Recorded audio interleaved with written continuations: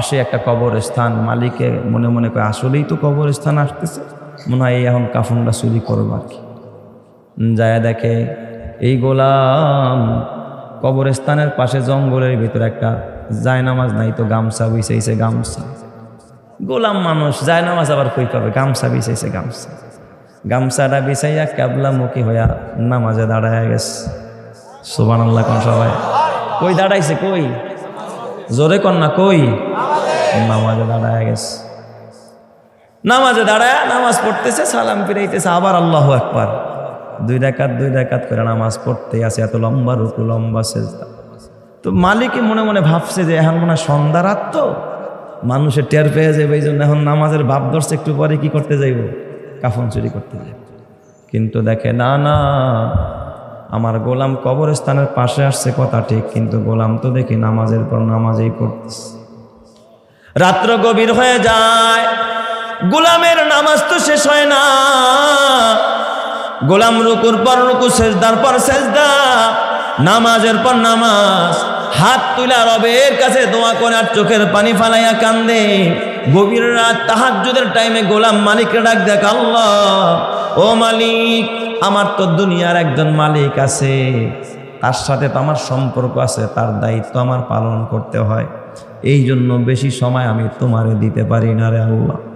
আমার মন চায় আমি পুরা সময়টা তোমারে দিয়ে দেই, তোমার কদমে কাটাই, কিন্তু আমার তো দুনিয়ার একজন মালিক আছে, তারও তো ডিউটি পালন করতে হয় আল্লাহ, এই জন্য আমি তোমারে পুরা সময়টা দিতে পারি না, রাতের সময়টা শুধু তোমারে দেই, আর দিনের সময়টা আমার ওই দুনিয়ার মালিক রে দেই। কিন্তু মাওলা রে, আমার মালিক তো আমারে পয়সা দিয়া কিনছে, রাতের সময়টাও সে আমার কাছে পাও না, আমি রাতের সময়ের বিনিময়ে তার একটা স্বর্ণ মুদ্রা দেওয়ার ওয়াদা করেছি। কিন্তু আমার আল্লাহ ও মালিক, আমার স্থাবর অস্থাবর সম্পদ বলতে কিছু নাই, আমার দুনিয়াতে কোনো জোরের ভাই নাই, কোনো বোন নাই, আমার আপন বলতে আল্লাহ তুমি ছাড়া কেউ নাই। ও মালিক, আমি আমার দুনিয়ার মালিকের সাথে ওয়াদা করেছি আমি প্রতি রাতের বিনিময়ে একটা স্বর্ণ মুদ্রা দিব, তুমি যদি পারো মেহেরবানি করে আমার ওই ওয়াদাটা পুরা করার জন্য একটা স্বর্ণ মুদ্রার তুমি ব্যবস্থা করে দাও। এই কথা বলে মালিক যখন দেখতেছে গোলাম চোখের পানিতে বুক ভাসায়, অমনে তাকায় দেখে আকাশ থেকে কে যেন একটা স্বর্ণ মুদ্রা আইনা গোলামের হাতের মধ্যে দিয়া বলে, এই নাও তোমার স্বর্ণ মুদ্রা। জোরে কন্না আল্লাহু আকবার।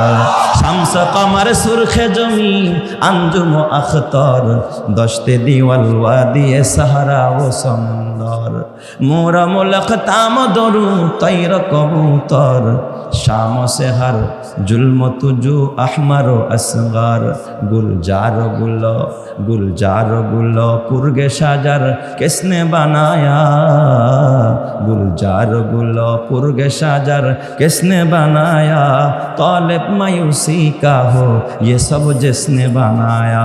বলেন তো সব কিছু বানাইছেন কে? আরো জোরে বলেন, বানানে ওয়ালা কে?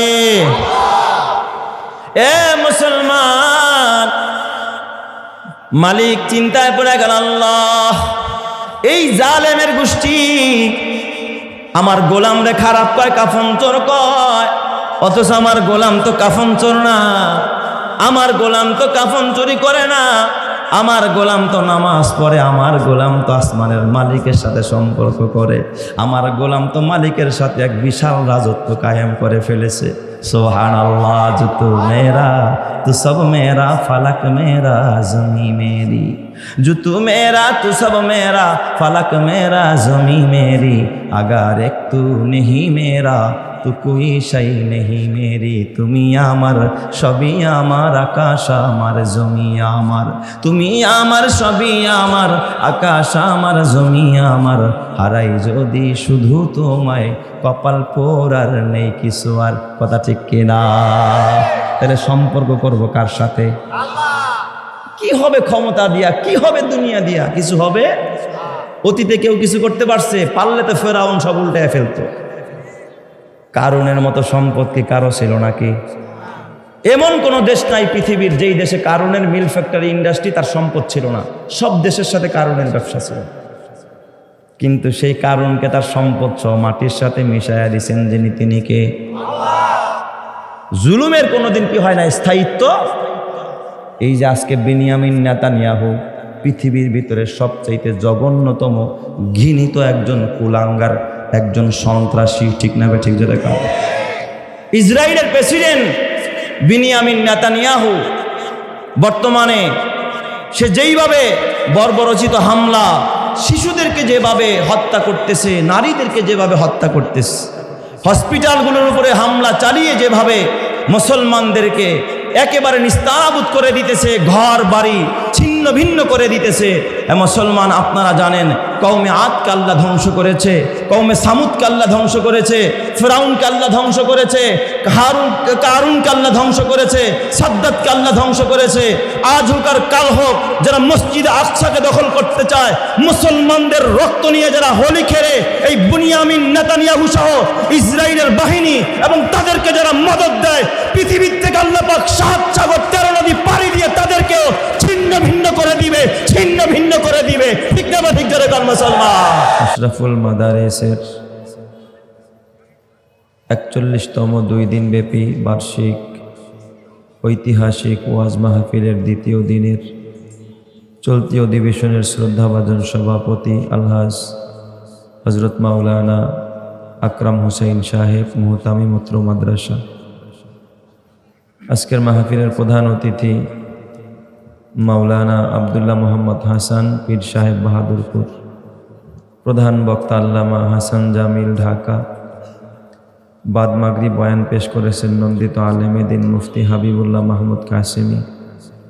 উপস্থিত আছেন অত্র মাদ্রাসার সম্মানিত সভাপতি জনাব আলহাজ মতিউর রহমান হাওলাদার এবং সহসভাপতি বৃন্দ, সেক্রেটারি সহ আজকের সুধী, সামনে উপবিষ্ট আমার বাবার বয়সী মুরব্বীগণ, যুবক বন্ধুরা, ছাত্র ভাইয়েরা, পর্দার আড়ালে অবস্থানরত মা ও বোনেরা, শুকরিয়া আদায় করি মহান রব্বুল আলামিনের দরবারে, যিনি আমাকে এবং আপনাদেরকে বড় ভালোবেসে মোহাব্বত করে জান্নাতের বাগানে উম্মতের শ্রেষ্ঠ সন্তান ওলামায়ে হযরতদের সান্নিধ্যে যে মহান মালিক কবুল করে নিলেন তার দরবারে ভক্তিভরে সমস্বরে মোহাব্বতের সুরে কালিমাতুশ শুকর আদায় করে বলি আলহামদুলিল্লাহ।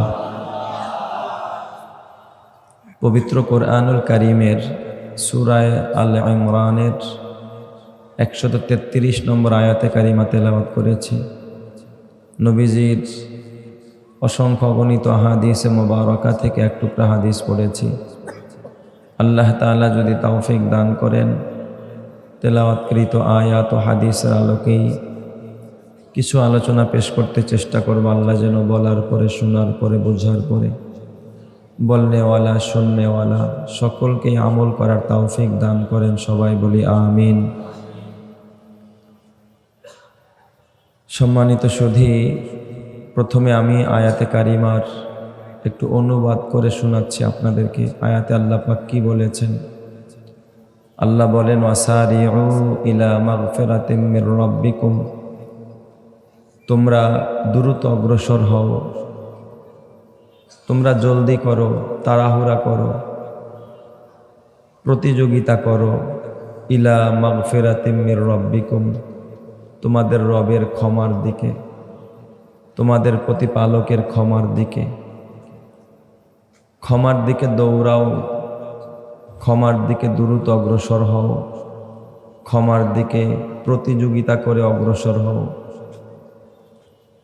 তো আল্লাহ তাআলা দুনিয়ার সকল মানুষকে ক্ষমা পাওয়ার জন্য প্রতিযোগিতা করতে বলেছেন, দ্রুত অগ্রসর হতে বলেছেন, প্রতিযোগিতা করতে বলেছেন। কিন্তু আমরা কি ক্ষমা পাওয়ার প্রতিযোগিতা করি না দুনিয়া পাওয়ার প্রতিযোগিতা করি? একটু আওয়াজ দিয়া বলেন না, কি পাওয়ার প্রতিযোগিতা করি? আমরা প্রতিযোগিতা করি দুনিয়া পাওয়ার জন্য। কার থেকে কে বেশি ধনী হবে, কার থেকে কে বেশি পদমর্যাদার অধিকারী হবে, কার থেকে কে বেশি দুনিয়ার সম্মান কামাই করবে, নাম খ্যাতি যশ কামাই করবে, কার থেকে কে বেশি ক্ষমতা অর্জন করবে, কার থেকে কে বেশি সুনাম কামাই করবে, কার থেকে কে বেশি সম্পদ কামাই করবে, এই নিয়ে আমরা ব্যস্ত হয়ে আছি। অথচ আল্লাহ পাক কি দুনিয়া নিয়ে প্রতিযোগিতা করতে বলেছেন? আল্লাহ কি ধন দৌলত নিয়ে প্রতিযোগিতা করতে বলেছেন? আল্লাহ কি সম্পদের জন্য প্রতিযোগিতা করতে বলছেন? কেন বলেন নাই? আর মাগফিরাতের দিকে প্রতিযোগিতা করতে কেন বললেন? হাদিস শরীফে নবীজি বলেন, লাউ কানাতিদ দুনিয়া তাআদিলু ইনদাল্লাহি জানাহা বাউদা মা সাকা কাফিরাম মিনহা শারবাতা মাইন। এই দুনিয়ার এবং দুনিয়ার মধ্যে যা কিছু আছে, এই দুনিয়ার মূল্য যদি আল্লাহর কাছে একটা মশার পাখা পরিমাণ, মশার দানা পরিমাণ মূল্য হইত, মা সাকা কাফেরাম মিনহা শারবাতা মাইন, তাহলে আল্লাহ পাক দুনিয়ার কোনো কাফের মুশরিক বেঈমানকে এক ঢোক পানিও পান করতে দিতেন না। তার মানে কি এই দুনিয়ার কোনো মূল্য আমার রবের কাছে নাই, কোনো মূল্য নাই, কোনো দাম নাই। এই মাওলানা আসাদ সাহেব উপরে আসেন, আসেন উপরে আসেন, আসেন। আলেম মানুষ নিচে বসে আছে। তো দুনিয়ার আল্লাহর কাছে কি নাই? কোনো মূল্য আছে ভাই? যদি কোনো মূল্য থাকতো তাহলে আল্লাহ কোনো কাফের মুশরিক বেঈমানকে এক ঢোক পানিও খাওয়াইতেন। অথচ সেই দুনিয়ার জন্যই আমরা দৌড়াচ্ছি পাগলপাড়া হয়ে। নবীজি আর এক হাদিসে বলেছেন যে আদ-দুনিয়া জিফাতুন ওয়া তালিবুহা কিলাব। দুনিয়া তো একটা মরা পচা গান্দা লাশের মতো। দুনিয়া একটা মরা পচা গান্দা কিসের মতো? লাশের মতো। আর এই লাশ খাওয়ার জন্য কুকুর দৌড়ায়, শুকুর দৌড়ায়, শগুন দৌড়ায়। তো আমরাও সেই দুনিয়ার মরা গান্দা পচা কামাই করার জন্য, পাওয়ার জন্য দিন নাই রাত নাই, হালাল নাই হারাম নাই, নামাজ নাই রোজা নাই, দুনিয়া নাই আখেরাত নাই, সব বরবাদ করে, সব জলাঞ্জলি দিয়ে শুধু দুনিয়া চাই, শুধু আমার পদ পদবি চাই, আমার সম্মান চাই, ও মরে যাক, ও ধ্বংস হয়ে যাক, ও শেষ হয়ে যাক, সব আমার হোক। এই চাহিদা এবং এই আকর্ষণ আর এই অহংকার আর এই গরিমা আমাদের ভিতরে আসে না নাই? সবাই বলেন আসে না নাই? প্রতিযোগিতা করে তো করে, আরেকজনেরটা ধ্বংসও কি করে? কামনা করে। এক ক্ষেতওয়ালা যখন ক্ষেতের আইল দিয়া হাঁটে, পাশের ক্ষেতে যদি ফসলের ঢক একটু ভালো দেখে, তার ক্ষেতে যদি কম দেখে, তাহলে সে খুশি হয় না বেজার হয়? বেজার, মনটা বড় খারাপ। ঠান্ডা পড়তে না ওর ক্ষেতের উপরে, ওর ক্ষেতে তো ভালো হয়েছে কে, ওইটা ধ্বংস হয়ে যাক। আর ওরটা যদি মরে যায় আর তারটা যদি একটু ভালো হয়, ইস খুশি কত। দিছে এবার একবারে দিছে, গেছে জাহান্নামে গেছে। ওইটা একজনের পোলা জিপিএ 5 পাইছে আর নিজের পোলা 2nd ডিভিশনও পায় নাই। ওটা মরে যায় তার অ্যাক্সিডেন্ট কইরা। ওর পোলা বিদেশ থেকে মাসে 3 লাখ পাঠায়, আর নিজের পোলা যাইতেই পারে না, আটকা পড়া জেলে পড়ে রইছে, সহ্য করতে পারে না। হারে ওরা খাইছে আমার বাড়িতে ফ্যান টোকায়া, আমার বাড়ির কাজের লোক, আর ওর পোলায় মাসে 3 লাখ কামায়, আর আমার পোলায় যাইতেই পারলো না। ওটা মরে যাই তারা অ্যাক্সিডেন্ট কইরা। এই রকমের মনোভাব আমাদের সমাজের মানুষের মধ্যে আসে না নাই? আরেকজনটা কি করতে পারে না? সহ্য করতে পারে না। কি বলেন, আমার আল্লাহর কাছে কি কোনো কিছু কম আছে? বরং আপনি যদি বলতেন, আল্লাহ আমার এই ভাইয়ের খেতে ফসল বেশি দিছো আলহামদুলিল্লাহ, অমুকের ছেলের মেধা বেশি দিছো আলহামদুলিল্লাহ, অমুকে বেশি কামাই করে আলহামদুলিল্লাহ, আল্লাহ তুমি আমারও একটু দাও। কি বলেন, আমার আল্লাহ দিতে পারে কি পারে না? আল্লাহর কাছে কি অভাব আছে? ওরটা মাইরাই না আপনারা দেওয়া লাগবে কেন? ওরে চেয়ার থেকে নামাই আপনারে বসানো লাগবে কেন? আল্লাহর কাছে কি চেয়ারের অভাব আছে নাকি? কুলিল্লাহুম্মা মালিকাল মুলকি তুতিল মুলকা মান তাশা ওয়া তানজিউল মুলকা মিম্মান তাশা ওয়া তুইজ্জু মান তাশা ওয়া তুযিল্লু মান তাশা বিয়াদিকাল খায়র। সমস্ত কল্যাণের মালিক যিনি, তিনি কে? আল্লাহ। কল্যাণ কি আমেরিকা বন্টন করে নাকি? রাশিয়া, চীন, ভারত? তাহলে কল্যাণের মালিক যিনি, তিনি কে? আল্লাহ। আল্লাহ ছাড়া কারো কাছে কি নাই? কোনো কল্যাণ নাই। দাদা বাবুর কাছে আছে? তাহলে কল্যাণের মালিক যিনি, কল্যাণ তার কাছেই চাইতে হবে। ওর লাগে অহংকার করার লাভ কি, হিংসা করার লাভটা কি? কেন এত হিংসা? একজন আরেকজনকে দেখতে পারে না, এক ভাই আরেক ভাইরে সহ্য করতে পারে না, এক দোকানদার আরেক দোকানদারে বরদাস্ত করতে পারে না, সহ্যই করতে পারে না যে ওর দোকানটা পুড়ে যেতে পারে না, ওর দোকানে বেচা কেনা বেশি হয়, ওর দোকানে কাস্টমার বেশি যায়, একেবারেই সহ্য করতে পারে না। আছে না নেই? ওইদিন এক দোকানদার আমার কাছে আসছে, হুজুর একটা তাবিজ দেন। আমি দূর আমি কি তাবিজের ব্যবসা নিছি আবার? হুজুর দেন একটু লেখা, দোয়া কালাম লেখা দেন। আমি কেন? হুজুর পাশের দোকানদার আমার দোকানে জাদু করছে। আমি এটা আপনি কেমনি বলতেন জাদু করছে? হুজুর কাস্টমার সব হ্যার দোকানে যায়, আমার দোকানে একগানও আহে না। হ্যার দোকানে কাস্টমার বেশি, এই জন্য মনে করছে কি করছে, জাদু করছে। আস্তাগফিরুল্লাহ। তার মানে হ্যার দোকানে কাস্টমার বেশি জায়গা, এটা সে সহ্য করতে পারে না। এটা হলো মূল কথা।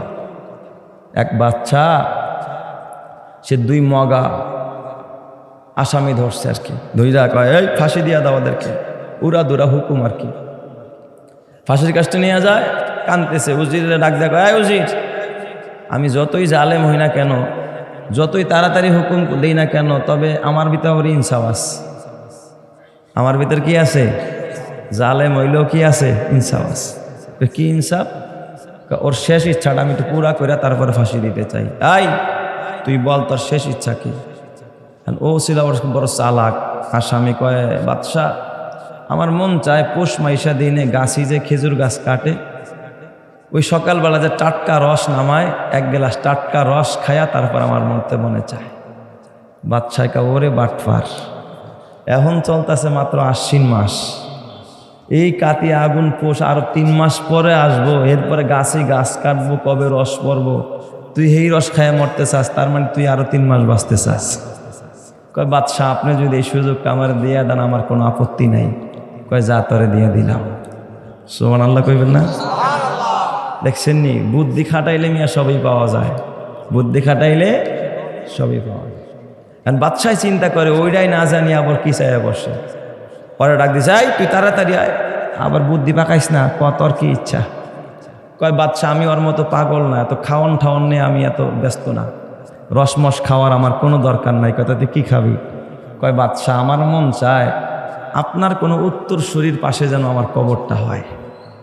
বাদশাহকে ওরে সিটারের সিটার, এখন আমি মরি নাই, আমি মরমু, এরপরে আমার উত্তর শরীরা মরব, এরপরে হ্যাদের কবরের পাশে তোর কবর হইব, না জানি তুই আরো কয় বছর বাঁচতে চাস। কয় বাদশাহ, আপনি যদি ওই পরিমাণ আরো হায়াত বাড়ায়া দেন, আমারে না মারেন, তাহলে আমার কোনো আপত্তি নেই। আমি তো কইছি যা চাস তাই দিব, যা তোর হায়াত বাড়াইয়া দিলাম। তো চাইয়া নিতে, আল্লাহর কাছে চাইয়া নিতে অভাব আছে? আল্লাহ যদি আপনার কোটিপতি বানায় ফেলে, আল্লাহর ভান্ডারে কিছু কমবে? অভাব পড়বে? তাহলে ওরে নিয়ে হিংসা করেন কে? ওর পোলারে নিয়ে হিংসা করেন কে? ওর পোলারে জিপিএ 5 দিছে, আপনার ছেলেকে আরো বেশি মেধা দেওয়ার মতো ক্ষমতা কি আমার আল্লাহর নাই? ওর পোলায় 3 লাখ কামায়, আপনার পোলারে কি 10 লাখ কামানোর ক্ষমতা আমার আল্লাহ দিতে পারে না? তো অর্ধা ধ্বংস হয়ে যাক, এটা চান কেন? এটা নিয়ে প্রতিযোগিতা কেন? এই জন্য ভাই ক্ষমার দিকে প্রতিযোগিতা করি। কিসের দিকে? ওয়াসারিউ ইলা মাগফিরাতিন মির রাব্বিকুম, তোমরা দ্রুত অগ্রসর হও, দ্রুত দৌড়াও, প্রতিযোগিতা করো। আপনাদের কাছে আমি জানতে চাই, আমার আল্লাহ কি তাড়াহুড়া পছন্দ করে? এক হাদিসে আসছে, আল্লাহ পাক তাড়াহুড়া কি করে না? পছন্দ করে না। যেই আল্লাহ তাড়াহুড়া পছন্দ করে না, যেই রব, যেই মহান মালিক, তিনি তাড়াহুড়াকে পছন্দ করে না, মোটেও ভালোবাসে না। ওই আল্লাহ নিজে তাড়াহুড়া করতে কয়, ওয়াসারিউ, আস্তে আস্তে গেলে হবে না, হাইটা হাইটা গেলে হবে না, প্রতিযোগিতা কইরা যাও, দ্রুত অগ্রসর হও, দৌড়াও রে বান্দা দৌড়াও, ইলা মাগফিরাতিন মির রাব্বিকুম, তোমার রবের ক্ষমার দিকে দৌড়াও, তোমার রবের ক্ষমার দিকে দৌড়াও। তার মানে এমন আমলের দিকে দৌড়াও যেই আমল করলে আল্লাহ তোমারে মাফ করে দিবে। যেমন নামাজ পড়লে গুনাহ মাফ করে কে? আল্লাহ। অতএব নামাজের দিকে কি করতে হবে? তওবা করলে, ইস্তেগফার করলে গুনাহ মাফ করে কে? আল্লাহ। এই জন্য তওবা ধীরে সুস্থে করলে হবে না, এখন তওবা করতে হবে, দ্রুত তওবা করতে হবে, তওবার দিকে দৌড়াইতে হবে। কথা ঠিক কিনা? হজ করলে গুনাহ মাফ হয়ে যায়, হজের জন্য দৌড়াও। উমরা করলে গুনাহ মাফ হয়ে যায়, উমরার জন্য দৌড়াও। মাহফিলে গেলে গুনাহ মাফ হয়, নেকি অর্জন হয়, মাহফিলের দিকে দৌড়াও। আজান হয়ে গেলে মসজিদে গেলে কদমে কদমে নেকি হয়, গুনাহ মাফ হয়। কয় মসজিদের দিকে দৌড়াও। ওয়াসারিউ ইলা মাগফিরাতিম মির রাব্বিকুম, তুমি তোমার রবের ক্ষমার দিকে দ্রুত অগ্রসর হও, দ্রুত দৌড়াও। তুমি যদি দ্রুত অগ্রসর হইতে পারো, দ্রুত দৌড়াইতে পারো, তোমার জিন্দগির তামাম গুনাহগুলো মাফ করে তোমারে পবিত্র বানাবেন যিনি, তিনি কে? আরো জোরে বলেন না, তিনি কে? আল্লাহ মাফ করবে না? অতীতে করে নাই, এখন করবে কিনা? আল্লাহ অবশ্যই ক্ষমা করে দিবে। খালি নারী পাওয়ার জন্য দৌড়াইয়েন না মিয়া, গাড়ি পাওয়ার জন্য না, পদ পদবীর জন্য না, ব্যবসার জন্য না, খালি দুনিয়ার জন্য দৌড়াইয়েন না। দৌড়াইতে হবে আখিরাতের জন্য। কখনো মসজিদ, কখনো মাদ্রাসা, এমন কিছু মানুষ আসে না নাই? কখনো এই মসজিদে, কখনো ওই মসজিদে, কখনো তাবলিগে, কখনো আব্দুল গফফার সাহেবের মজলিসে, কখনো ওয়াজে যায়, কখনো তাবলিগে যায়, কখনো হালকা জিকিরে যায়, কখনো মুরাকাবায়, কখনো মুশাহাদায়, কখনো রোজা, কখনো নামাজ, কখনো জিকির, কখনো দাড়ি, কখনো টুপি, কখনো জুব্বা। আসে না নাই? এই যেরকম আসে না নাই? কিছু মানুষ বাবা শুধু আল্লাহর দিন নিয়ে পড়ে আছে, আল্লাহর ফিকির নিয়ে পড়ে আছে। এই মানুষগুলো আল্লাহর রাস্তায় উঠে আছে। এই মানুষগুলো মরতে দেরি হবে, আমার রব্বুল আলামিন জান্নাত দিতে দেরি করবে না। সুবহানাল্লাহ। আসে না নাই? আপনি কোন দিকে দৌড়ান? চিস্তিয়া সাবেরিয়া তরিকার গোড়ার দিকের একজন বুজুর্গ, নাম আব্দুল ওয়াহিদ ইবনে জায়েদ রহমাতুল্লাহ আলাইহি।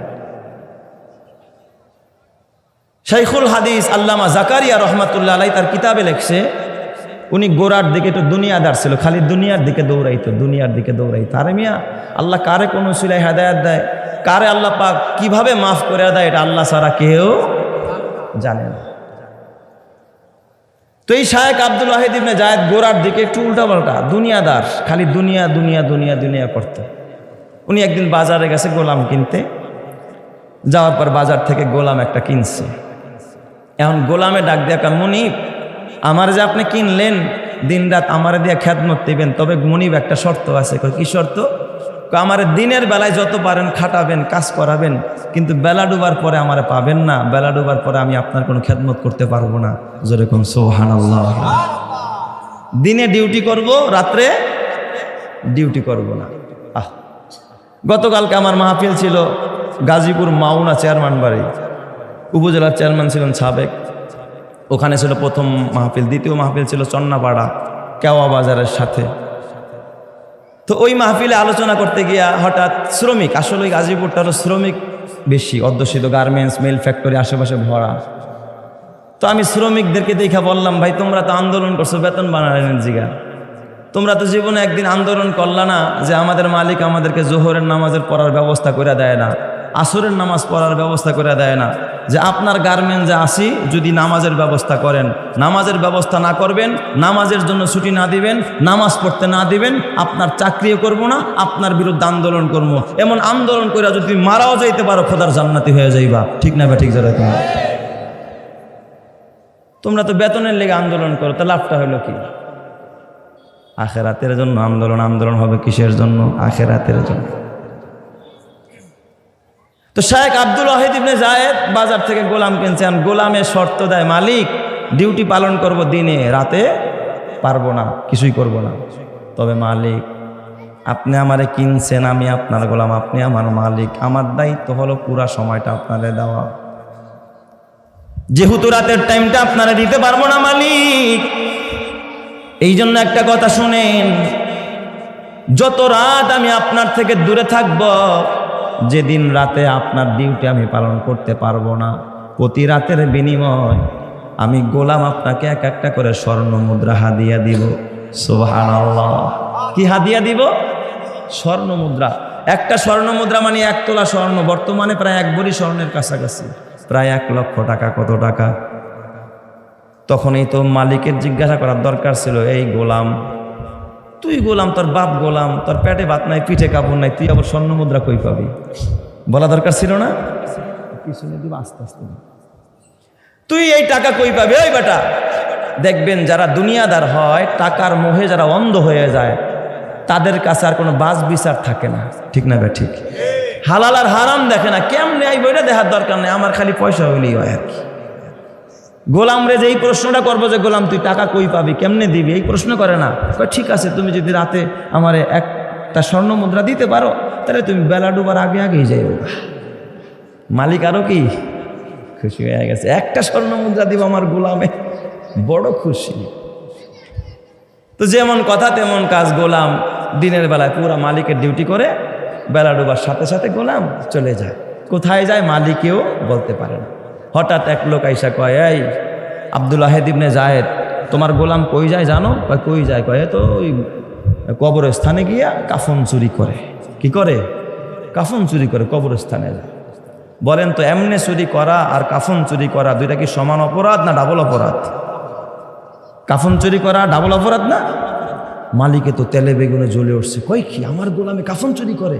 ও তাহলে মনে হয় কাফন বেচাই আমার স্বর্ণ মুদ্রা দেয় আর কি। তাহলে আজকে দেখি গোলাম কোথায় যায় কাফন চুরি করতে, আমি একটু খোঁজ নেই, তথ্য নিয়ে তারপরে তার কি করব, বিচার করব। এই জন্য কেউ খালি অভিযোগ দিলেই সেই অনুযায়ী ফায়সালা করা যাবে না, আগে কি করতে হবে, তদন্ত করতে হবে। তো বিকেল বেলা ডুবার পরে গোলাম রওনা করছে। আব্দুল ওয়াহিদ ইবনে যায়েদ একটু দূরত্ব বজায় রেখা গোলাম যেন টের না পায় পিছনে পিছনে হাঁটা আরম্ভ করছে। সুবহানাল্লাহ।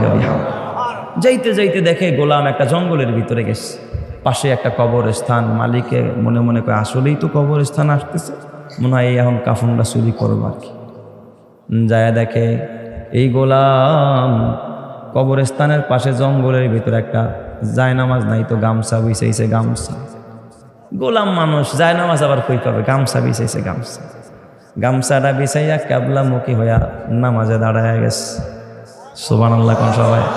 কই দাঁড়াইছে? কই জোরে কন না, কই?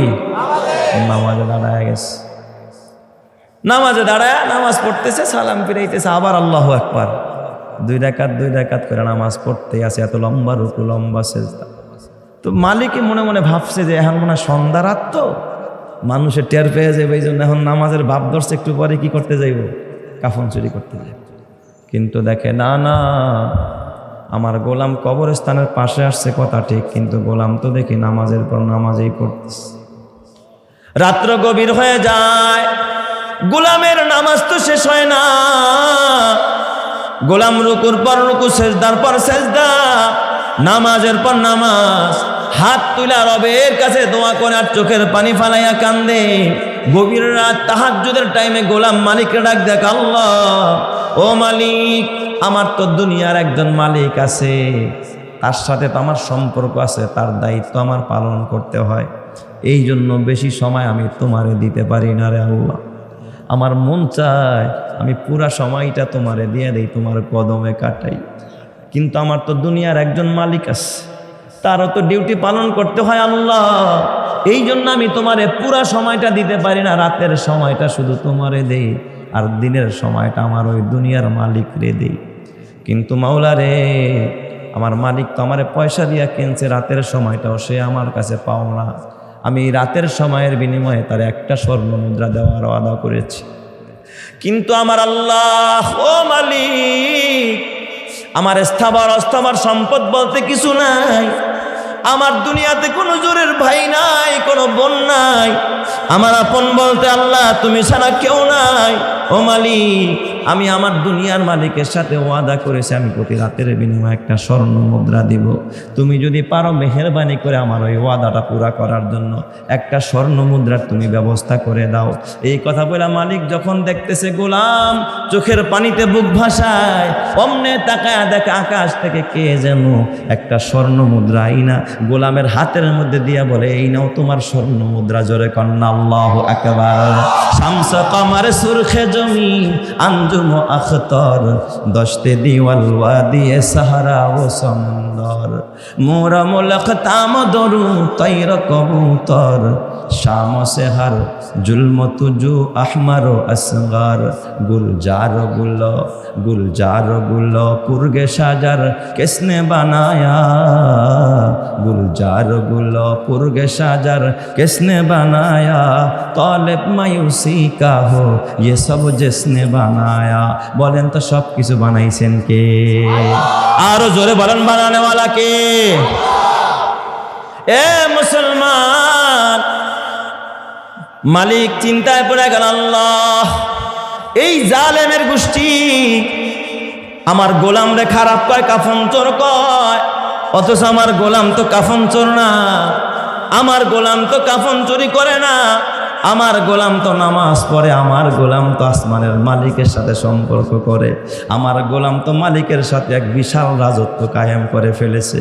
সুবহানাল্লাহ, जो तू मेरा तू सब मेरा, फलक मेरा जमी मेरी, जो तू मेरा तू सब मेरा, फलक मेरा जमी मेरी, अगर एक तू नहीं मेरा तू कोई शाई नहीं मेरी, তুমি আমার সবই আমার, আকাশ আমার জমি আমার, তুমি আমার সবই আমার, আকাশ আমার জমি আমার, হারাই যদি শুধু তোমায়, কপাল পোড়ার নেই কিছু আর। কথা ঠিক কিনা?